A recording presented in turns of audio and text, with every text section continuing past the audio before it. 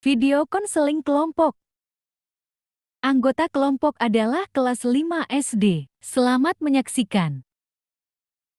Assalamualaikum warahmatullahi wabarakatuh.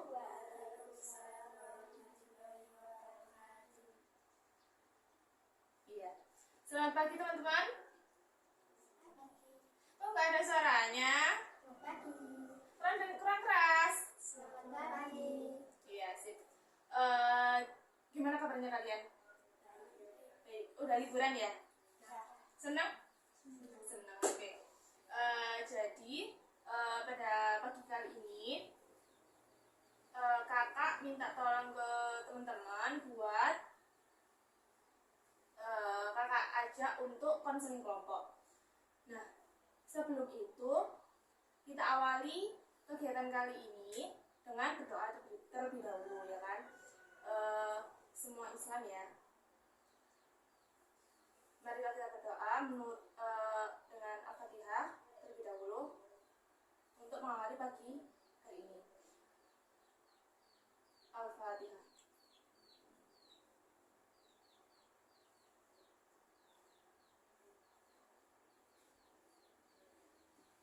Berdoa selesai. Oke. Kakak kan udah ajak kalian untuk mengikuti konseling kelompok ya. Mungkin ada yang tahu apa sih konseling kelompok itu? Ada yang tahu? Ada yang tahu nggak? Nggak. Jadi konseling kelompok itu kegiatan konseling yang menerapkan keterlibatan dari semua anggota kelompok, yang mana anggota kelompok ini yaitu adik-adik nantinya yang menjadi anggota kelompok gitu. Tujuannya untuk turut aktif dalam kegiatan konseling kelompok nanti. Jadi adik-adik nanti aktif aja ya untuk menyampaikan pendapatnya dalam konseling kelompok nanti. Nah, tujuan dari konseling kelompok itu sendiri apa sih? Ada yang tahu? Ada yang tahu? Belum. Oke. Jadi tujuan dari konseling kelompok ini untuk memecahkan permasalahan dari yang telah disebutkan oleh adik-adik nantinya gitu. Nah, tadi kan udah ada pengertian konseling kelompok, terus tujuannya juga udah ada. Nah, dalam konseling kelompok itu juga ada asas-asasnya. Nah, konseling kelompok itu ada 6 asas. Yang pertama itu asas kerahasiaan. Ada yang tahu artinya apa? Mungkin rahasia. Rahasia berarti apa? Apa jawab apa? Mungkin ada yang tahu? Oke, jadi asas kerahasiaan ini bermakna bahwa permasalahan yang nanti kita bahas dalam konseling kelompok ini itu bersifat rahasia. Jadi orang lain di luar dari anggota kelompok ini, termasuk teman-teman dari teman-teman sendiri yang nggak ikut dalam konseling kelompok ini, nggak tahu permasalahan yang dibahas nantinya gitu. Nah, terus yang kedua ada asas kesukarelaan. Nah, asas kesukarelaan itu bermakna bahwa pendapat atau usulan yang disampaikan teman-teman nantinya itu berdasarkan dari kemauan teman-teman sendiri. Jadi nggak ada paksaan dari sesama teman atau kakak sendiri gitu. Kemudian yang ketiga ada asas keterbukaan. Asas keterbukaan ini bermakna bahwa teman-teman nggak perlu ragu atau khawatir mengenai pendapat atau usulan yang akan disampaikan oleh teman-teman nanti. Jadi teman-teman bisa menyampaikan sesuai suka hati kalian gitu, nggak apa-apa. Itu nggak ada yang larang. Terus yang keempat itu ada asas kegiatan. Asas kegiatan ini bermakna bahwa kegiatan konseling kelompok yang kita lakukan nanti itu dilakukan secara serius gitu. Jadi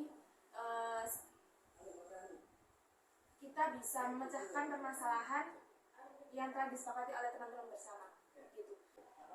Kemudian yang kelima itu asas kekinian, yang bermakna bahwa permasalahan yang akan dibahas nantinya itu merupakan permasalahan teman-teman yang sekarang dirasakan. Jadi teman-teman ngerasain permasalahan apa sih akhir-akhir ini gitu.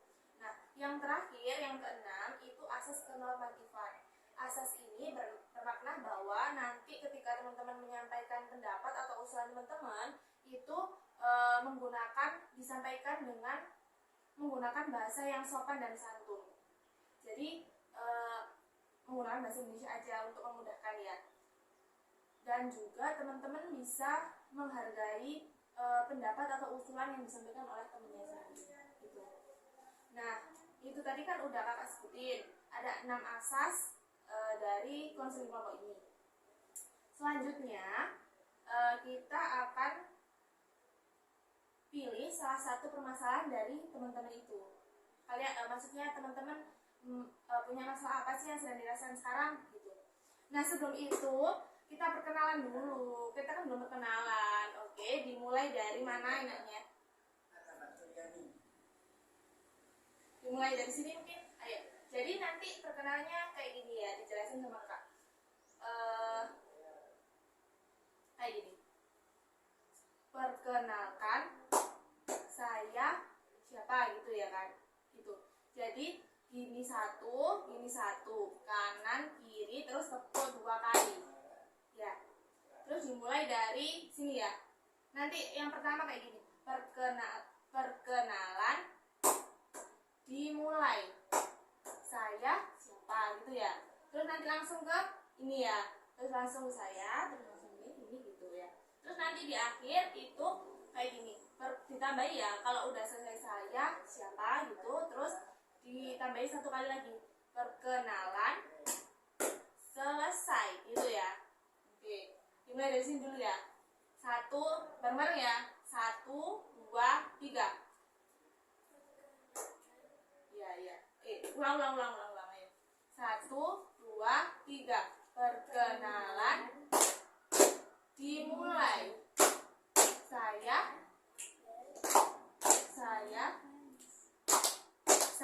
Vina. Saya Siva.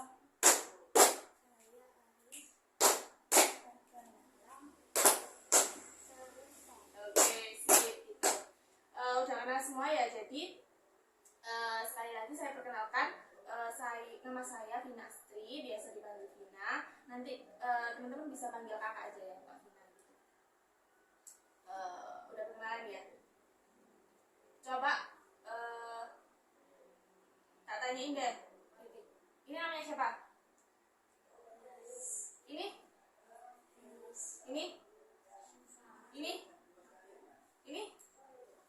Iya, sip. Oke. Setelah kita perkenalan, udah kenal masing-masing ya, kita selanjutnya ke tahap ini, ke tahap inti, yaitu membahas mengenai permasalahan dari teman-teman itu sendiri. Sebelum itu kayaknya teman-teman ini lemes deh, nggak kelihatan semangat gitu.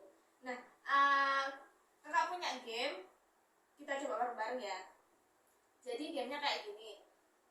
Berhitung angka, tapi nanti di kelipatan 4 itu diganti dengan kata dor gitu ya.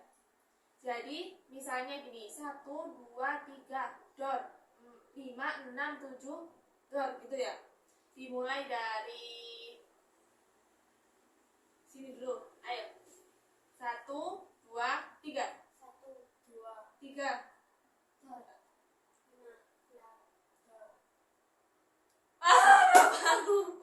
5 6 7. Oh, salah, kamu salah. Lanjut dari sini coba lagi. 1 2 3. 3.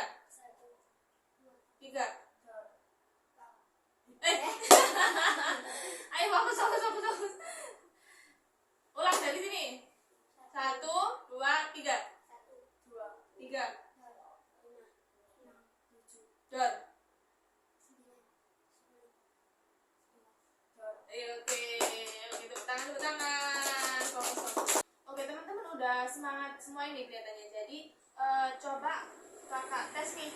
Tadi kan kakak udah menjelaskan apa sih pengertian dari konseling kelompok. Coba salah satu dari kalian sebutin apa sih pengertian dari konseling kelompok. Yang tahu? Ada yang ingat nggak sih, gimana? Mau jawab mungkin? Apa? Konseling kelompok adalah kurang keras. Kegiatan konseling yang dilakukan bersama. Iya, oke. Jadi teman-teman udah paham nih apa sih konseling kelompok itu. Selanjutnya kita ke tahap inti. Jadi permasalahan apa sih yang sering kalian rasakan akhir-akhir ini gitu? Permasalahan apa? Lupa ngerjain tugas.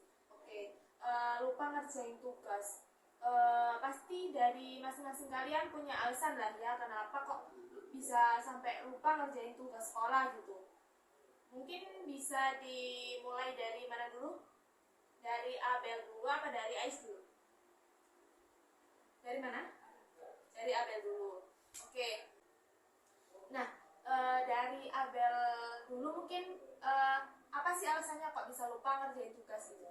Karena lupa kalau banyak tugas. Oh iya, karena lupa kalau banyak tugas. Terus lanjut ke Felis. Apa? Karena keseringan. Oh, karena keseringan main game gitu. Selanjutnya ke Siva. Karena diajak main. Oh, karena diajak main teman jadi lupa gitu ya. Oke, kalau Ais apa alasannya? Karena keseringan menggambar. Oh iya, karena terlalu sering menggambar jadinya lupa buat ngerjain tugas gitu. Selanjutnya kita pilih salah satu dari alasan teman-teman ini yang akan kita bahas nantinya. Teman-teman akan ngasih solusi bagaimana caranya mengatasi permasalahan tersebut. Kalian mau permasalahannya siapa yang dibahas? Mbak Ais. Oke. Jadi permasalahannya Mbak Ais tadi, alasan tidak mengerjakan tugas itu karena terlalu sering menggambar gitu ya. Jadi sampai lupa untuk mengerjakan tugas. Nah, kan yang dipilih dari teman-teman tadi itu permasalahannya Mbak Ais ya, yang lupa mengerjakan tugas gara-gara suka menggambar. Mungkin Mbak Ais bisa menjelaskan lebih detail gimana kok sampai lupa mengerjakan tugas karena menggambar gitu. Jadi sepulang sekolah saya menjaga adik saya. Terus? Terus setelah masa saya mengaji. Heeh. Setelah pulang mengaji, saya membantu ibu. Lalu sampai lupa kalau punya PR. Oh, jadi kayak gitu teman-teman ya. Mungkin nanti teman-teman bisa ngasih solusi ke Mbak Ais atas permasalahannya itu, gitu ya. Ya. Ya. Nah, selanjutnya teman-teman boleh ngasih solusi gimana biar Mbak Ais ini nggak lupa mengerjakan tugas. Mungkin dari Mbak Siva bisa kasih solusi ke Mbak Ais gimana biar nggak lupa mengerjakan tugas. Apa? Enggak apa-apa menggambar tapi jangan lupa mengerjakan tugas. Oh iya, nggak apa-apa menggambar. Pokoknya jangan sampai lupa untuk mengerjakan tugas gitu ya. Terus kalau Mbak Felis? Jangan sering menggambar. Oh, jangan terlalu sering menggambar gitu ya. Kalau Mbak Abel? Jika ada tugas langsung dikerjakan. Ya, jika ada tugas langsung dikerjakan. Jadi nggak sampai lupa untuk mengerjakan tugas itu ya. Nah,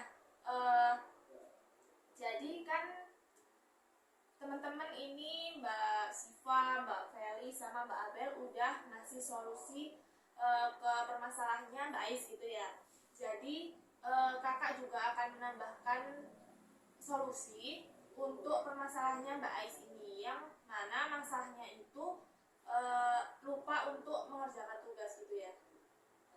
Jadi kalau menurut kakak itu kalau memang ada tugas itu diingat-ingat gitu, atau enggak kalau memang kita salah satu orang yang pelupa itu dicatat aja di sticky note itu loh yang warna-warni. Biasanya kalian kan suka kan pakai yang warna-warni gitu ya, itu dicatat hari ini ada tugas apa gitu, terus nanti ditempel di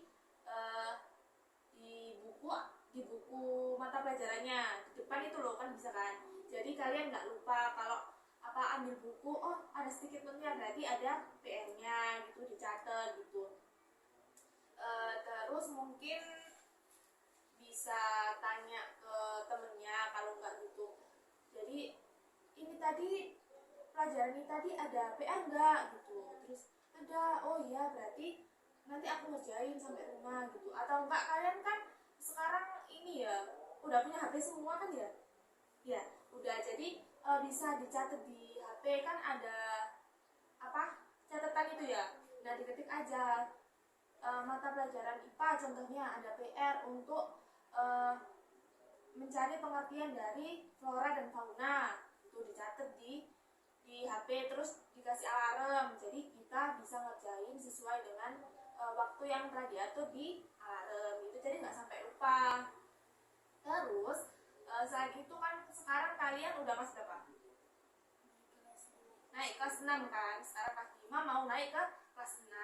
Kan udah mulai sedikit remaja ya, maksudnya sedikit dewasa dari peralihan dari masa anak-anak ke masa remaja. Jadi kan kalian udah paham nih, udah mulai paham mana yang benar dan mana yang salah gitu kan. Jadi kalian harus apa ya, mencoba untuk memahami gitu kalau udah mulai beranjak dewasa. Jadi kalian kalau ada PR itu cepet dikerjain. Terus kalau nggak paham sama PR-nya itu tanya ke bu guru atau tanya ke teman-teman yang lain atau tanya ke orang tua teman-teman, jadi bisa diajari, terus bisa mengerjakan tugas tepat waktu, nggak sampai lupa untuk mengerjakan tugas. Terus kalau nanti kalian lupa mengerjakan tugas, yang rugi siapa? Yang rugi diri sendiri gitu kan. Jadi yang rugi juga diri sendiri, yang rugi nanti nilainya kalian itu jelek gitu kan, nggak dapat peringkat ya. Masih ada peringkat kan sekarang? Iya. Kemarin gimana peringkatnya? Aman? Aman, lumayan. Oke, setidaknya nggak dimarahin sama orang tua ya. Oke, jadi kalau memang waktunya belajar ya belajar dulu, kalau bermain ya bermain. Jadi kalau waktunya belajar ya didahulukan belajar dulu meskipun sebentar, terus nanti ada waktunya bermain gitu, enggak melulu bermain terus sampai lupa PR yang dikasih di sekolah gitu ya Mbak Ais ya gitu ya, dan teman-teman juga. Jadi setelah mengikuti sesi konseling kelompok pagi ini, sebelum diakhiri saya ingin bertanya kepada teman-teman, gimana Mbak Ais setelah diberikan beberapa solusi dari teman-teman atas permasalahannya, apa yang dirasakan? Senang. Terima kasih kepada teman-teman untuk solusi. Oke, berterima kasih kepada teman-teman. Terima kasih teman-teman gitu bilang. Terima kasih teman-teman. Sama-sama. Terus pelajaran baru apa yang kalian dapatkan setelah mengikuti sesi konseling kelompok pada pagi? Mungkin dari Mbak Abel? Tidak lupa lagi kalau ada tugas. Ya. Terus kalau Mbak Felis? Langsung mengerjakan tugas. Karena mengerjakan tugas. Kalau Mbak Siva? Jadi tidak lupa waktu kalau ada tugas. Iya. Jadi kalau Mbak Ais? Jadi mengerjakan tugas terlebih dahulu baru bermain. Oke.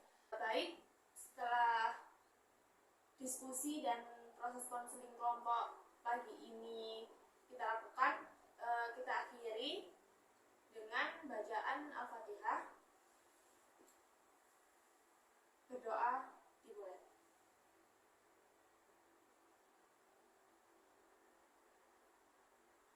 Berdoa selesai. Baik, saya selaku pemimpin kelompok pada proses konseling kelompok kali ini mengucapkan terima kasih kepada teman-teman. Terima kasih sebanyak-banyaknya untuk waktu yang telah diluangkan teman-teman. Dan saya mohon maaf bila ada perkataan yang salah atau menyinggung teman-teman. Saya akhiri. Wassalamualaikum warahmatullahi wabarakatuh. Sekian. Terima kasih telah menyaksikan.